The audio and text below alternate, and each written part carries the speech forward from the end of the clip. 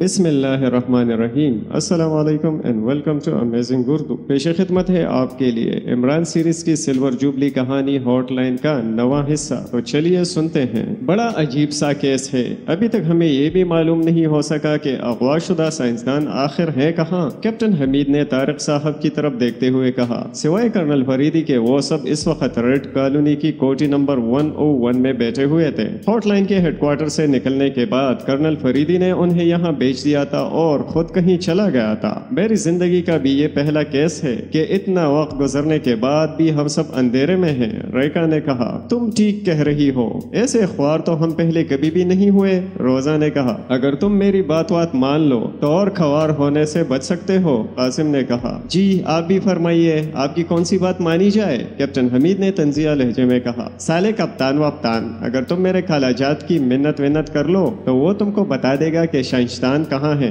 قاسم نے کہا تو کیپٹن حمید کے منہ کا ذائقہ ہی کڑوا ہو گیا اور اس نے گور کر قاسم کو دیکھا۔ اگر منہ اچھا نہ ہو تو بات تو اچھی کرنی چاہیے، کیپٹن حمید نے غصے سے کہا۔ اوہو ہو سالے، ان فلفلوٹیوں سے پوچھ لو کہ کس کا منہ گندا وندا ہو رہا ہے، قاسم نے ہنستے ہوئے کہا۔ کیپٹن حمید اس کی بات کا جواب دینا ہی چاہتا تھا کہ کمرے کا دروازہ کھلا اور کرنل فریدی کمرے میں داخل ہوا۔ کبھی تو اس لڑائی بڑائی سے باز بھی رہ جایا کرو، کرنل فریدی نے ناراض لہجے میں کہا۔ سر، یہ وقت ناراضگی کا نہیں ہے، آپ سائنسدانوں کے بارے میں کچھ معلوم کر کے آئے ہیں، لہٰذا ناراضگی چھوڑیے اور ہمیں بتائیے۔ ریکا نے کرنل فریدی سے کہا تو اس کے چہرے پر مسکراہٹ آ گئی۔ ہاں، بہت کچھ معلوم ہو گیا ہے اور یہ معلومات مجھے عمران کی وجہ سے ملی ہیں، کرنل فریدی نے مسکراتے ہوئے کہا۔ عمران کی وجہ سے؟ لیکن کیسے؟ کیپٹن حمید نے حیرت بھرے لہجے میں پوچھا۔ سالے کپتان وپتان، میں نے تو پہلے ہی کہا تھا کہ میرے خالہ جات سے پوچھ لو، وہ بتا دے گا، قاسم نے فخریہ لہجے میں کہا تو کیپٹن حمید نے اسے ایک بار پھر غصے سے دیکھا۔ سالے کپتان وپتان، اسی طرح جلتا رہے گا، قاسم نے اسے غصے سے دیکھ کر کہا۔ جب ہاٹ لائن کے فریگی سیکشن کے ہیڈ کوارٹر سے فریگی اور عمران کی ساتھی روشنی غائب ہوئی تو مجھے اندازہ ہو گیا تھا کہ روشنی فریگی کو لے کر نکل گئی ہے تاکہ اس سے پوچھ گچھ کر سکے۔ تنویر اور صفدر جب فریگی اور روشنی کو ڈھونڈتے ہوئے میرے قریب سے گزرے تو میں نے تنویر کے کالر پر 3x ڈکٹا فون کا بٹن لگا دیا۔ کافرستان کے اس جدید ترین ڈکٹا فون کے بارے میں تو تم جانتی ہی ہو، اس کا بٹن بال جیسا باریک اور ریت کے ذرے کے برابر جسامت کا ہے اور لباس سے چمٹ جاتا ہے، اور اتفاق یہ ہوا کہ تنویر نے کپڑے بھی بٹن کے رنگ کے پہنے ہوئے تھے۔ میرا اندازہ 100% درست ثابت ہوا۔ فریگی کو مس روشنی لے گئی تھی۔ عمران نے فریگی سے پوچھ گچھ کر کے ہاٹ لائن کے چیف کے بارے میں معلومات حاصل کی اور پھر عمران خود بلیک چیف کو لے کر آیا۔ انہوں نے بلیک چیف کو بھی زبان کھولنے پر مجبور کیا۔ یہ تمام گفتگو میں نے نہ صرف سنی ہے بلکہ اس کو ریکارڈ بھی کیا ہے، اب تم اس کی ریکارڈنگ سن لو، کرنل فریدی نے کہا اور پھر اس نے جیب میں سے ایک چھوٹی سی کیسٹ نکال کر ریکا کی طرف بڑھا دی۔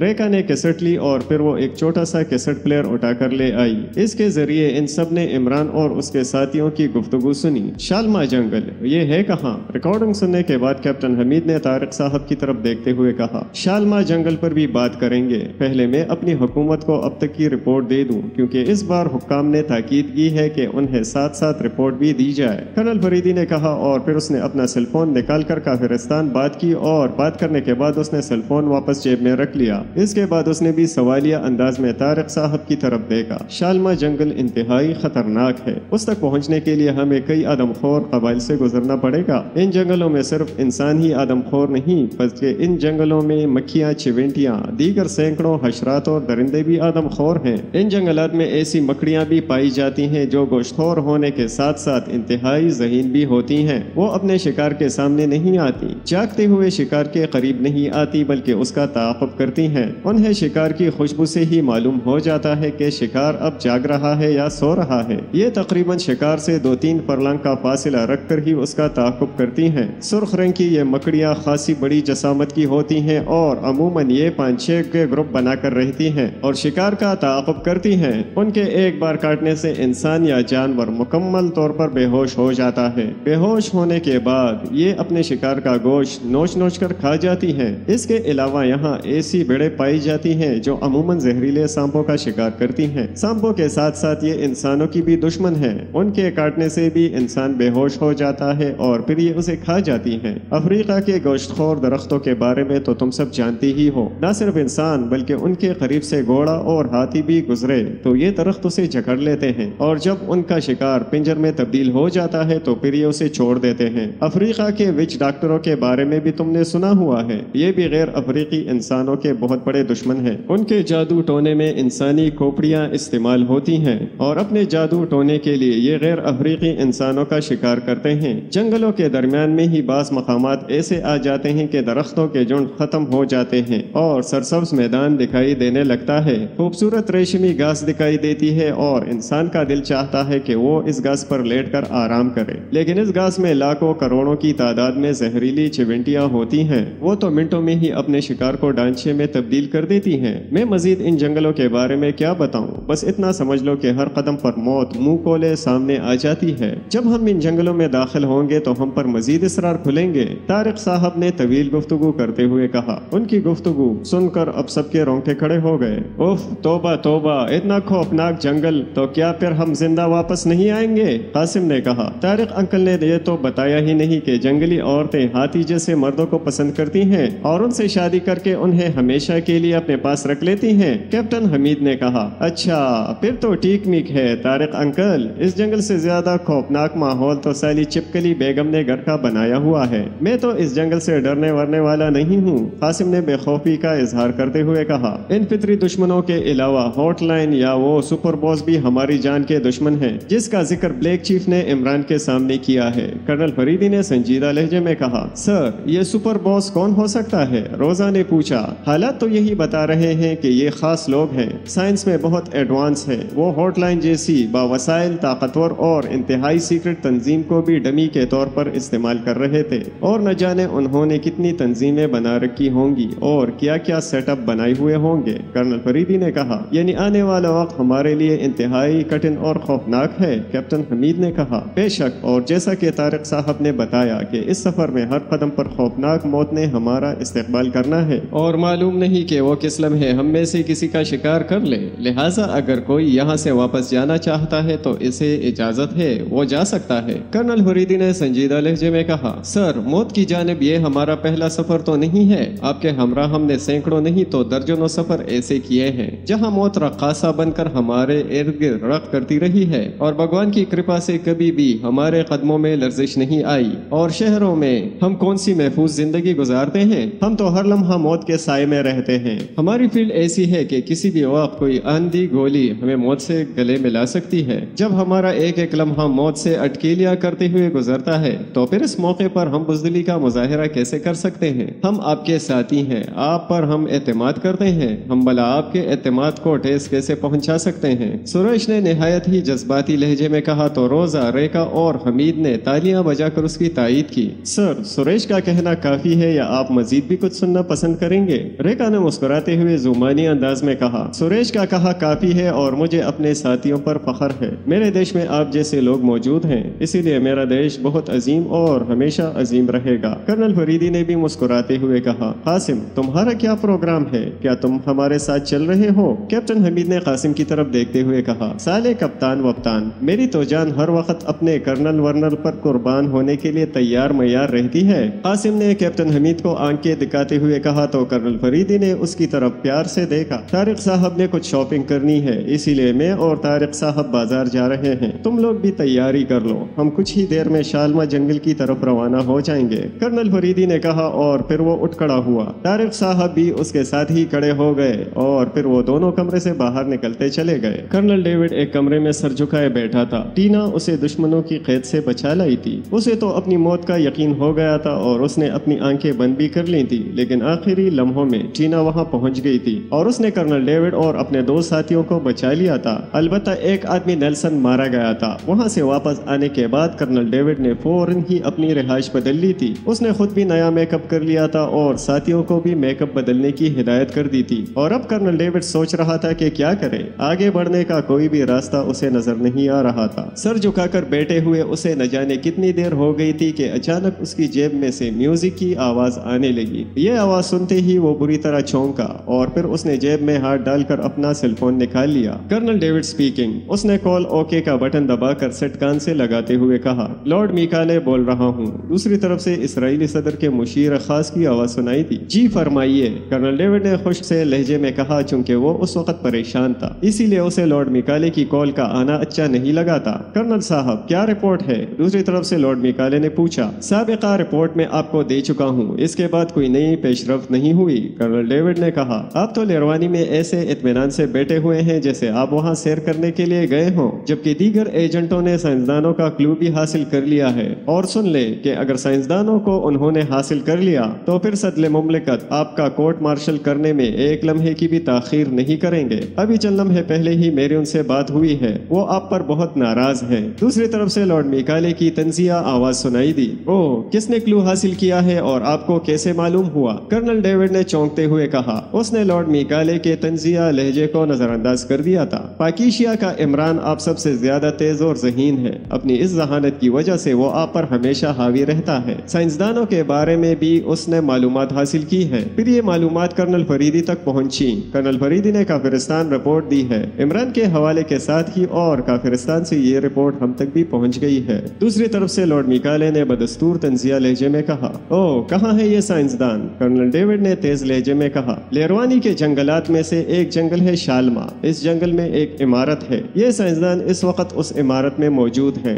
इमरान और कर्नल फरीदी अपनी टीमों के साथ शालमा जंगल की तरफ रवाना हो चुके होंगे। आप भी फौरन रवाना हो जाएं। आपने इन दोनों से बल्कि सबसे पहले उन साइंसदानों तक पहुंचना है और हल हाल में उन साइंसदानों को हासिल करना है। अगर ये टीमें आपके रास्ते की दीवार बनी तो आपने ये दीवारें गिरा देनी है। हमें हर सूरत साइंसदान चाहिए। दूसरी तरफ से लॉर्ड मिकाले ने सख्त लहजे में कहा, ओके ओके, अब ये साइंसदान इसराइल पहुंच जाएंगे, आप बेफिक्र रहें। कर्नल डेविड ने कहा और उसके साथ ही उसने कॉल मुनक़ते कर दी। वो फौरन उठा और दरवाजे की तरफ बढ़ा। जैसे ही वो दरवाजे से बाहर आया, उसने टीना को देखा जो उसके कमरे की तरफ आ रही थी। टीना, मेरे साथ आओ, मुझे साइंसदानों के बारे में मालूम हो गया है। कर्नल डेविड ने फखरिया लहजे में कहा, सर, आपको कमरे में बैठे बैठे मालूम हो गया है? टीना ने हैरत भरे लहजे में कहा, मैं GP5 का चीफ कर्नल डेविड हूँ, कोई गसियारा नहीं हूँ। मुझे पूरी दुनिया के हालात पर नजर रखनी पड़ती है, समझी तुम? कर्नल डेविड ने सख्त लहजे में कहा और इसी दौरान वो कार तक पहुंच गए। सॉरी सर, आप तो वाकई इंतहाई बाखबर बॉस हैं। कोई भी बात ज्यादा देर तक आपसे छुपी नहीं रह सकती, टीना ने खुशामदाना लहजे में कहा। कर्नल डेविड ने कार का दरवाजा खोला और ड्राइविंग सीट पर बैठ गया, जबकि टीना उसके बराबर वाली सीट पर बैठ गई। टोनी गेट पर बैठा हुआ था।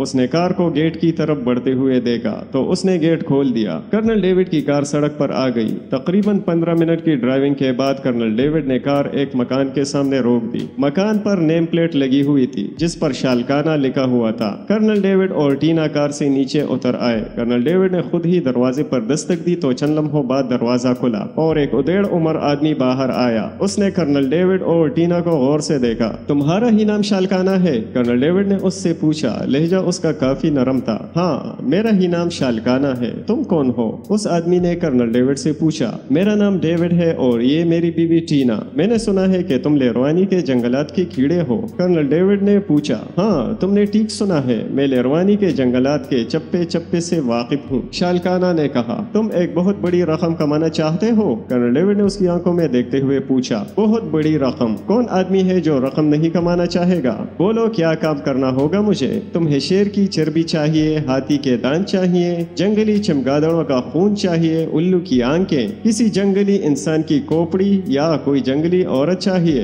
क्या चाहिए तुम्हें? मैं हर काम कर सकता हूँ। शालकाना ने कहा। नहीं, इनमें से कोई काम नहीं, ना ही मुझे कोई ऐसा काम कराना है। कर्नल डेविड ने कहा। हाँ, फिर बताओ तुम्हें मुझसे क्या काम है? शालकाना ने कहा। तुमने शालमा जंगल देखा हुआ है? कर्नल डेविड ने कहा तो शालकाना के चेहरे पर खौफ के तासुरात उभरे और फिर मिट गए। हाँ, देखा हुआ है, लेकिन तुमने उसका नाम क्यों लिया? शालकाना ने कहा। तुम हमें वहाँ पहुँचा दो। कर्नल डेविड ने कहा तो शालकाना के चेहरे पर हैरत के तासुरात उभरे। मिस्टर डेविड, तुम्हें पता है कि तुम क्या कर रहे हो? अहमक आदमी, शालमाना जंगल में तो मौत इंसानों के तलाश में रहती है। जैसे ही कोई इंसान वहाँ पहुँचेगा, मौत उसे झपट लेगी। वहाँ मौत की तारीकियों और अंधेरों का राज है। तुम फौरन अपना इरादा तर्क कर दो। अभी तुम्हारी उम्र मरने की नहीं है। तुम्हारी बीवी बहुत ही हसीन है, इसके साथ जिंदगी को एंजॉय करो। शालमा जंगल का नाम भी अपने जहन से खुरच दो। शालकाना ने कदरे खौफजदा लहजे में कहा। मिस्टर शालकाना, अगर तुम शालमा जंगल से डर रहे हो तो तुम हमें उसके करीब छोड़कर वापस आ जाना।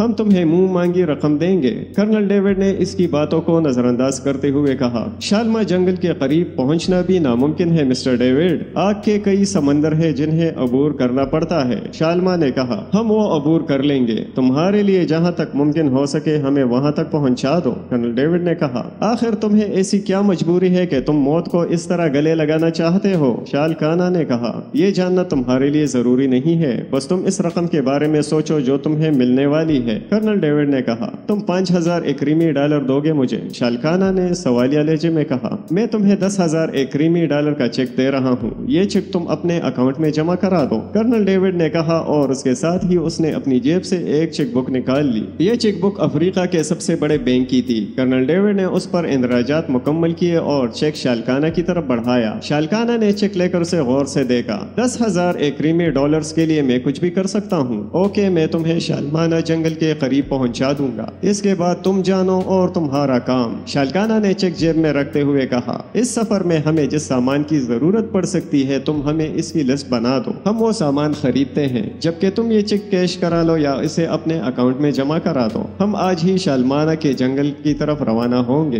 कर्नल डेविड ने शालकाना से कहा, ओके, मैं तुम्हें सामान की लिस्ट बना देता हूँ। शालकाना ने कहा। फिर वो अंदर गया और थोड़ी देर बाद वापस आया तो उसके हाथ में एक कागज था। लो, तुम ये सामान खरीदो, इतनी देर में मैं भी तैयारी कर लेता हूँ। शालकाना ने कागज कर्नल डेविड को देते हुए कहा, शालकाना, ये बात याद रखना कि 10,000 एकरीमी डॉलर्स के मुकाबले में तुम्हारी जान बहुत कीमती है। अगर तुमने हमारे साथ कोई धोखा करने की कोशिश की तो वो धोखा तुम्हारी जान ले सकता है, और हम कितने खतरनाक लोग हैं इसका अंदाजा तो तुम्हें इसी बात से हो गया होगा कि हम शालमाना जंगल जाने का इरादा रखते हैं। कर्नल डेविड ने शालकाना को धमकी देते हुए कहा, मेरा इरादा तुम्हें धोखा देने का बिल्कुल नहीं, और शालमा जंगल जाना तुम्हारी खतरनाक होने की दलील नहीं है, और न ही ये तुम्हारी बहादुरी है, बल्कि ये तुम्हारी बेवकूफ़ी है। इस सफर पर रवाना होने से पहले तुम अपने खानदान वालों को बता देना कि अब वो तुम्हारा इंतजार ना करें, तुम कभी भी वापस उनके दरमियान नहीं पहुंच सकोगे। शालकाना ने तंजिया अंदाज में मुस्कुराते हुए कहा,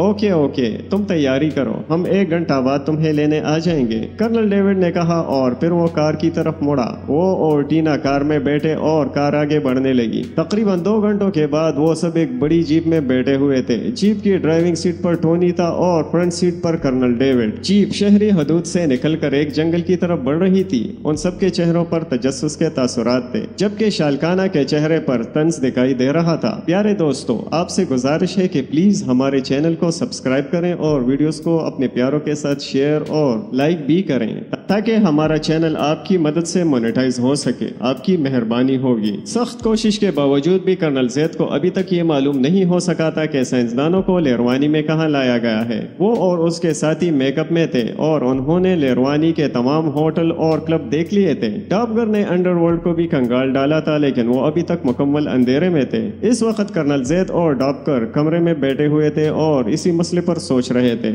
उनके बाकी साथी अब भी फील्ड में थे। सर, क्या बाकी टीमें भी अब तक अंधेरे में हैं? टॉपगर ने मुअद्दबाना लहजे में पूछा। मालूम नहीं, लेकिन अगर वो हमसे पहले साइंसदानों तक पहुंच गए तो ये हमारी नाअहली होगी। पहले हमें ही साइंसदानों तक पहुंचना है और उन्हें यहाँ से लेकर जाना होगा, कर्नल जैद ने कहा। सर, टॉपगर ने अभी उतना ही कहा था कि कर्नल जैद के सेल फोन की घंटी बजने लगी। टॉपगर घंटी की आवाज सुनकर खामोश हो गया, जबकि कर्नल जैद ने जेब में से सेट निकाल लिया। Yes, colonel Zaid speaking. Colonel Zaid ने कॉल ओके का बटन दबाकर सेट कान से लगाते हुए कहा, कर्नल साहब, मैं फलस्तीनी ईगल ग्रुप से अबू नसर बोल रहा हूँ। दूसरी तरफ से आवाज सुनाई दी। ओ अबू नसर साहब, आप कैसे मिजाज हैं? कर्नल जैद ने चौंकते हुए कहा, अल्हम्दुलिल्लाह कर्नल साहब, आपने मेरे जिम्मे एक काम लगाया था कि कर्नल डेविड एक मिशन पर रवाना हुआ है। अगर इस मिशन के बारे में कोई इत्तला मिले तो मैं आपको खबर दूं। दूसरी तरफ से अबू नसर की आवाज सुनाई दी। जी हाँ, और इसका मतलब है कि आपके पास कोई अहम इत्तला है? कर्नल जैद ने मुस्कुराते हुए कहा, जी कर्नल साहब, इसराइली सदर के मुशीर खास लॉर्ड मिकाले ने कर्नल डेविड को फोन करके बताया है कि इसराइल से अगवा होने वाले साइंसदान लेरवानी के एक जंगल शालमा में मौजूद हैं। दूसरी तरफ से अबू नसर ने कहा, ओ ये तो बहुत ही अहम इत्तला है अबू नसर, मैं इसके लिए बहुत परेशान था।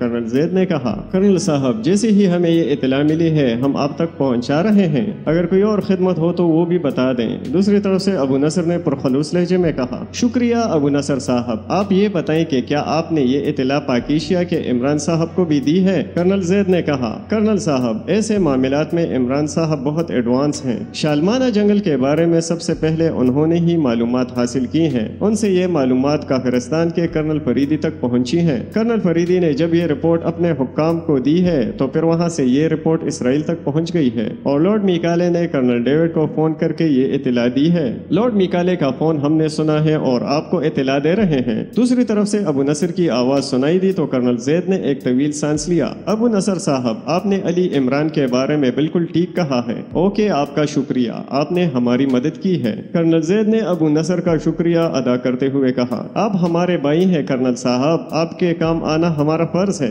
और इसके बदले में आप हमारे लिए दुआ करते रहा करें कि हमें तमाम आलम इस्लाम की दुआओं की जरूरत है। अबू नसर ने कहा, हमारी दुआएं आपके साथ हैं। ओके, अल्लाह हाफिज, कर्नल जैद ने कहा और फिर उसने कॉल मुनक़ता कर दी। कॉल मुनक़ता करने के बाद कर्नल जैद ने मायरा के नंबर प्रेस किए और उसे हिदायत की कि वो तमाम साथियों समेत फौरन वापस आ जाए। तकरीबन 10 मिनट में ही उसके तमाम साथी उसके सामने मौजूद थे। नीतू, तुम अफ्रीका के रहने वाले हो, ये बताओ कि तुमने लेरवानी का शालमा जंगल देखा हुआ है? कर्नल जैद ने कहा, बॉस, मैं तो कीड़ा हूँ अफ्रीका के जंगलों का, मेरी सारी जिंदगी इन्हीं जंगलों में गुजरी है, मैं शालमा जंगल के बारे में सब जानता हूँ। नीतू ने कहा, नीतू, हमने शालमा जंगल जाना है। कर्नल जैद ने कहा तो नीतू सोच में डूब गया। क्या सोच रहे हो नीतू, क्या तुम हमें शालमा जंगल तक नहीं ले जा सकते? कर्नल जैद ने पूछा। बॉस, अगर आप हुक्म दे तो मैं अभी खंजर से अपनी गर्दन काट दूं, लेकिन शालमा जंगल? बॉस, बेहतर यही है कि आप वहाँ जाने का इरादा मुलतवी करें। नीतू ने संजीदा लहजे में कहा।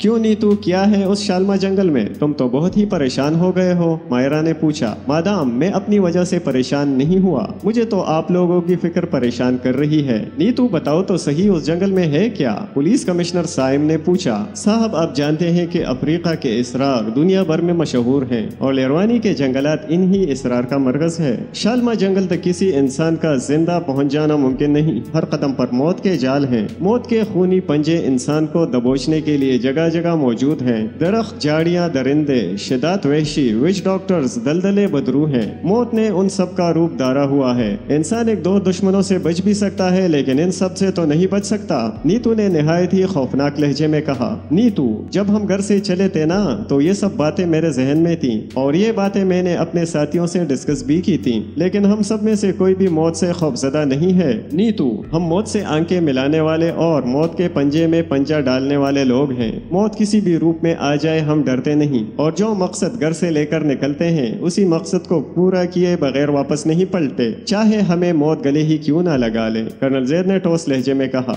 ओके बॉस, अगर आप मौत की आंखों में आंखें डाल सकते हैं तो नीतू भी आपसे पीछे नहीं रहेगा। नीतू तो उन दुश्मनों के दरमियान में ही पैदा हुआ है, उसकी जिंदगी भी इन्हीं के दरमियान में गुजरी है। अगर मौत उन दुश्मनों के रूप में हमारी तरफ बढ़ी तो मैं उसका मुंह तोड़ दूंगा, नीतू ने जोशीले लहजे में कहा। गुड नीतू, ये तो तुमने दिल खुश करने वाली बात की, डॉक्टर ने उसकी तारीफ करते हुए कहा। बॉस, आप मेरे साथ चलें, हम कुछ सामान खरीद लेते हैं जो इस सफर में हमारे काम आएगा, नीतू ने कहा। ओके, उठो, कर्नल जैद ने उठते हुए कहा तो नीतू भी खड़ा हो गया। फिर तकरीबन 3 घंटे बाद ही वो लोग एक बड़ी जीप में बैठे थे। ये जीप जंगल में सफर करने के लिए मखसूस थी, चूँकि अफ्रीका जंगलात से पुरता बहुत से सयाह और मुख्तलिफ टीवी चैनल की टीमें डॉक्यूमेंट्री बनाने के लिए इन जंगलों का रुख करती रहती थी, इसीलिए उनके लिए मखसूस जीपें तैयार की जाती थी। सयाह और डॉक्यूमेंट्री बनाने वाली टीमें तो जंगलात में एक हद तक जाती थी, लेकिन उन्होंने इस हदूद से आगे जाना था, इसीलिए उन्होंने ज्यादा तैयारी की थी और मुकम्मल तैयारी करने के बाद ये काफिला रवाना हुआ था। ड्राइविंग सीट पर नीतू था, जबकि साथ वाली सीट पर कर्नल जैद बैठा हुआ था। मायरा और साइम पिछली सीटों पर आमने सामने बैठे हुए थे। उनकी नजरें आपस में मिलती थी तो मायरा एकदम ही अपनी पलकें झुका लेती थी और उसके रुखसारों पर शफक की सुर्खी फैल जाती और उसका चचा डॉबगर उसके साथ ही बैठा हुआ था। सब कुछ समझने के बावजूद भी वो अनजान बना हुआ था। ईगल ग्रुप के 5 अफराद भी पिछली सीटों पर बैठे थे। वो भी साइम और मायरा की जज्बाती कैफियत को समझ रहे थे, लेकिन कुछ कहने और बोलने की उनमें जरूरत ही नहीं थी। नीतू निहायत ही तेज रफ्तारी लेकिन महारत से जीप ड्राइव कर रहा था। 5 घंटे के मुसलसल सफर के बाद वो एक जंगल की हदूद में दाखिल हो गए। उस वक्त तक रात का अंधेरा भी फैल गया था। नीतू ने जीप की लाइट से जला ली थी। नीतू, हम शालमा जंगल में कब पहुंचेंगे? मायरा ने जीप में छाई हुई खामोशी को तोड़ते हुए कहा। मादाम, हम 5 घंटों का सफर कर चुके हैं, आपको वक्त गुजरने का एहसास हुआ? नीतू ने पूछा। नहीं, मायरा مائرہ نے بے اختیار کہا تو آپ کو آئندہ بھی وقت گزرنے کا احساس نہیں ہوگا، اسی لیے آپ بے فکر رہیں۔ نیتو نے اسے بیک ویو مرر میں دیکھتے ہوئے معنی خیز انداز میں کہا، کیا مطلب ہے تمہارا؟ مائرہ نے نیتو کی بات سمجھنے کے باوجود بھی انجان بنتے ہوئے کہا، مطلب یہ ہے مادام کہ ہمارے ساتھی اتنے اچھے ہیں کہ ان کی ہمراہی میں وقت گزرنے کا احساس ہی نہیں ہوتا۔ باس، ڈاکٹر انکل سائم صاحب، آپ اور یہ پانچوں ایگل، آپ سب اتنے خوبصورت اور پیارے ساتھی ہیں کہ مجھے بھی 5 گھنٹوں کے گزرنے کا احساس ہی نہیں ہوا، اور امید ہے کہ آئندہ کا سفر بھی اسی طرح گزر جائے گا۔ نیتو نے مسکراتے ہوئے کہا، شاید تم ٹھیک کہہ رہے ہو، مائرہ نے کہا اور پھر خاموش ہو گئی۔ جیپ میں بھی خاموشی طاری ہو گئی۔ نیتو، مائرہ نے پوچھا تھا کہ ہمیں شالما جنگل پہنچنے میں کتنا وقت لگے گا؟ کچھ دیر کی خاموشی کے بعد کرنل زید نے کہا، باس، جہاں تک جیپ نے ساتھ دیا ہم اس میں سفر کریں گے، پھر جب ہم جیپ چھوڑیں گے تو اس کے بعد میں اندازہ کر سکوں گا کہ ہمیں مزید کتنے دن لگیں گے، اور وہ اندازہ بھی اس صورت میں ہوگا کہ ہم بغیر کسی رکاوٹ کے چلتے رہیں، اور اگر کوئی رکاوٹ ہم پر حاوی ہو گئی تو پھر ہم جنگلی حیات کی خوراک بن جائیں گے۔ نیتو نے کہا، نیتو، ہمارے ساتھ رہتے ہوئے تم مایوسی کی بات نہیں کرو گے؟ ہم تو وہ لوگ ہیں کہ موت ریوالور کی گولی کی صورت میں ہماری طرف بڑھ رہی ہوتی ہے، لیکن ہم اس وقت بھی زندگی سے مایوس نہیں ہوتے۔ ہم زندہ رہنے کی جدوجہد کرتے ہیں، اور اللہ تعالیٰ نے ہماری جتنی بھی زندگی لکھی ہوئی ہے ہم نے اتنی زندگی اس دنیا میں گزارنی ہے، چاہے ایک یا درجنوں گولیاں بھی ہمارے جسم کو چلنی کر دیں۔ ایک جنگلی درندہ کیا جنگل کے سارے درندے ہی مل کر ہم پر حملہ آور کیوں نہ ہو؟ سائم نے کہا، سائم صاحب، مایوس تو میں بھی کبھی نہیں ہوا، اور نہ ہی خوف کو میرے قریب سے گزرنے کی جرت ہوئی۔ میں یہ باتیں اسی لیے کر رہا ہوں کہ آپ سب ہوشیار رہیں، کبھی بھی کسی بھی لمحے غفلت کا شکار نہ ہو۔ ایک لمحے کی غفلت بھی ہمیں موت کے تاریک کوے میں دھکیل سکتی ہے۔ نیتو نے کہا، ہاں، یہ بات تو تم ٹھیک کہہ رہے ہو، ہمیں واقعی ہوشیار رہنے کی ضرورت ہے۔ سائم نے اس کی بات سے متفق ہوتے ہوئے کہا، نیتو، میرا خیال ہے کہ رات کافی ہو گئی ہے، اسی لیے اب ہمیں پڑاؤ کرنا چاہیے، تم جیپ روک لو۔ کرنل زید نے کہا، اوکے باس، نیتو نے مؤدبانہ لہجے میں کہا، اور پھر اس نے جیپ روک لی۔ وہ سب جیپ سے نیچے اترے۔ پہلے انہوں نے کھانا کھایا اور پھر مناسب جگہ پر 2 خیمے لگا دیے۔ ایک خیمہ چھوٹا تھا جو مائرہ کے لیے لگایا گیا تھا، اور دوسرا خیمہ بڑا تھا جو کہ تمام حضرات کے لیے لگایا گیا تھا۔ رات کو کوئی بھی درندہ ہم پر حملہ آور ہو سکتا ہے، لہٰذا ہم نے باری باری پہرا بھی دینا ہے۔ کرنل زید نے کہا، باس، آپ آرام کریں، ہم پہرا دے لیں گے۔ نیتو نے مؤدبانہ لہجے میں کہا، نہیں، جو ڈیوٹی سب لوگ دیں گے وہ میں بھی دوں گا۔ ابتدائی 2 گھنٹے میں اور سائم ڈیوٹی دیں گے، پھر تم اور ایگل 1 ڈیوٹی دو گے، اس کے بعد ایگل 2 اور 3 اور پھر ایگل 4 اور 5 ڈیوٹی دیں گے۔ کرنل زید نے ٹھوس لہجے میں کہا، سر، میں نے بھی ڈیوٹی دینی ہے، میں بھی تو اس ٹیم کا حصہ ہوں۔ مائرہ نے کہا، عورت ہونے کے ناطے تم سے یہ ڈیوٹی نہیں لی جائے گی۔ کرنل زید نے کہا، سر، میرا نام بھی آپ نے ڈیوٹی دینے والوں میں شامل نہیں کیا۔ ڈاپکر نے کہا، تم سے بھی ڈیوٹی لی جائے گی، فکر مت کرو۔ کرنل زید نے کہا تو ڈاپکر نے اس بات میں سر ہلا دیا۔ اس کے بعد وہ کرنل زید کے حکم پر خیموں میں چلے گئے۔ باہر کرنل زید اور سائم رہ گئے۔ مشین گنیں ان کے ہاتھوں میں تھی اور مشین پسٹل ان کی جیبوں میں۔ چونکہ جیپ کی تمام لائٹس آف کر دی گئی تھی، اسی لیے اب وہاں اندھیرا تھا۔ کرنل زید اور سائم کی آنکھیں اندھیرے کی عادی تھیں،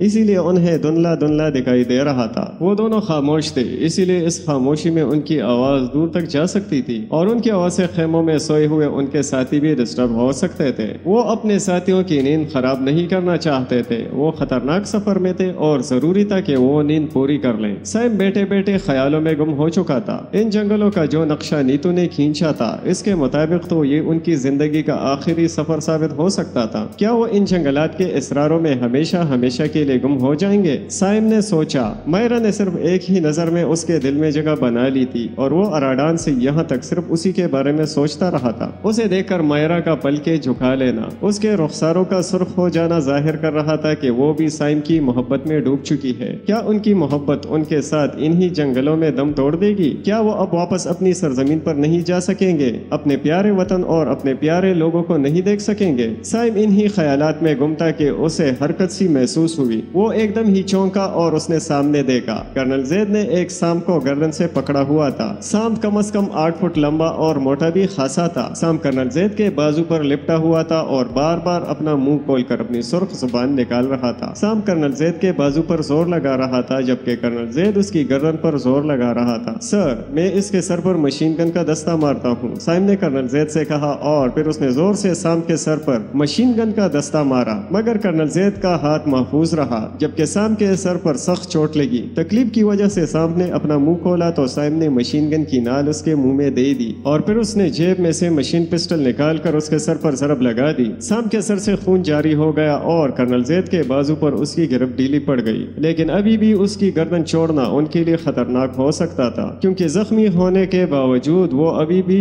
जिंदा था। साइम ने मशीन पिस्टल की एक और ज़रब उसके सर पर लगाई तो कर्नल जैद के बाजू से साम के बल खुलते चले गए। अब साम बेजान हो गया था, लेकिन उसके जिस्म से खून निकल रहा था। कर्नल जैद ने उसे दूर फेंक दिया। उसके खून से कर्नल जैद का हाथ और बाजू तर हो गए थे। साइम ने फौरन जेब में से पानी की बोतल और साबुन निकाला और कर्नल जैद ने अपने हाथ और बाजू धोए। सर, आपने कैसे इसे काबू कर लिया? कर्नल जैद हाथ धो चुका तो साइम ने पूछा। ये मेरे बहुत ही करीब आ चुका था। फायरिंग मैं इसी पर करना नहीं चाहता था कि इस तरह मेरे साथियों की नींद खराब हो जाती, सो मैंने इसे गर्दन से पकड़ लिया, लेकिन जैसे ही मैंने इसकी गर्दन से पकड़ा इसने मेरे बाजू को जकड़ लिया और मेरे बाजू को तोड़ने की कोशिश करने लगा। कर्नल जैद ने मुस्कुराते हुए कहा, सर, अल्लाह का शुक्र है कि आपने हमें इस मूजी से बचा लिया। साइम ने कहा, हाँ, ये सब उसी की करम नवाजी है। हमें ड्यूटी देते हुए 2 घंटे हो गए हैं, अब अगली पार्टी को उठा दो। कर्नल जैद ने कहा तो साइम ने नीतू और ईगल वन को उठा दिया। सुबह तक फिर कोई वाकया पेश नहीं आया। अगले दिन उन्होंने सफर शुरू कर दिया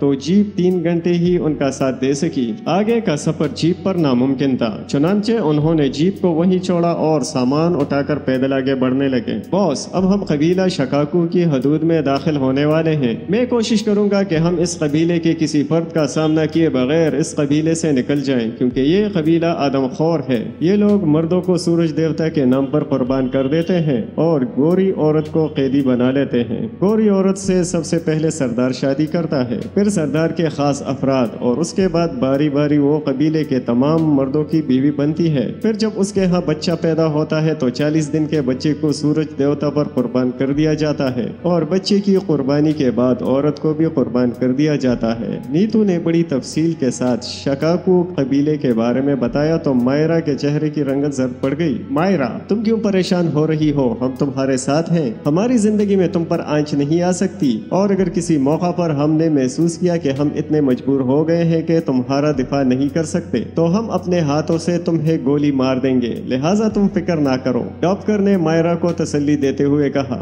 मायरा, इंशाल्लाह ये जंगली हमारा कुछ भी नहीं बिगाड़ सकेंगे। कर्नल जैद ने भी उसे तसल्ली देते हुए कहा, सर, मैं परेशान नहीं हूँ। मैं तो ये सोच रही थी कि इस दौर में भी आदमखोर कबीले मौजूद हैं। मैं तो ऐसे बातों को महज किस्से कहानियां समझती थी। मायरा ने कहा, ऐसे कबीले मौजूद हैं और शायद कयामत तक मौजूद रहें। कर्नल जैद ने कहा, सर, क्या वाकई ये आदमखोर कबीले कयामत तक रहेंगे? मायरा ने हैरत भरे लहजे में कहा, मेरा इल्म तो महदूद है, मैं इस बारे में कोई दावा तो नहीं कर सकता। सिर्फ इतना कह सकता हूँ कि ये कबीले हजारों साल से अब तक मौजूद हैं तो शायद आइंदा भी मौजूद रहें। कर्नल जैद ने कहा, बॉस, मैं जंगलियों की बू महसूस कर रहा हूँ। नीतू ने किसी जानवर की तरफ फजा में सूंघते हुए कहा, अपने मशीन पिस्टल पर साइलेंसर फिट कर लो। कर्नल जैद ने सख्त लहजे में कहा तो वो सब तेजी से कर्नल जैद के हुक्म की तामील में लग गए। मैं कोशिश करूंगा कि इन्हें समझाऊं कि ये हमारे रास्ते में ना आए। अगर ये समझ गए तो ठीक, वरना फिर इन्हें हलाक करना जरूरी हो जाएगा। नीतू ने कहा तो कर्नल जैद ने इस बात में सर हिला दिया।